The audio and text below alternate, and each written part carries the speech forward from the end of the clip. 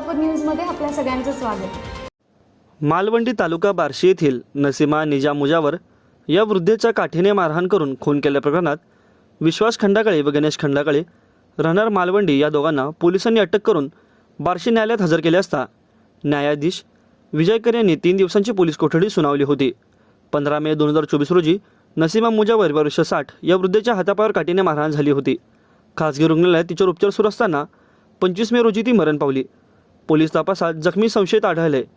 मृतांच्या मेंदूत अंतर्गत रक्तस्राव आणि जखमांतून अति रक्तस्राव झाल्याने तिचा मृत्यू झाल्याचे वैद्यकीय अहवालात स्पष्ट झाले। तपासादरम्यान काठीने मारून दोघांकडे खून झाल्याचे निदर्शनास आले असता पोलिसांनी दोघा आरोपींविरुद्ध गुन्हा दाखल करून त्यांना अटक केली। त्यांना न्यायालयात उभे केले असता 3 दिवसांची पोलीस कोठडी सुनावण्यात आली। माझं सोलापूर न्यूज या यूट्यूब चॅनलला सबस्क्राईब करा आणि बेल आयकॉन प्रेस करायला विसरू नका।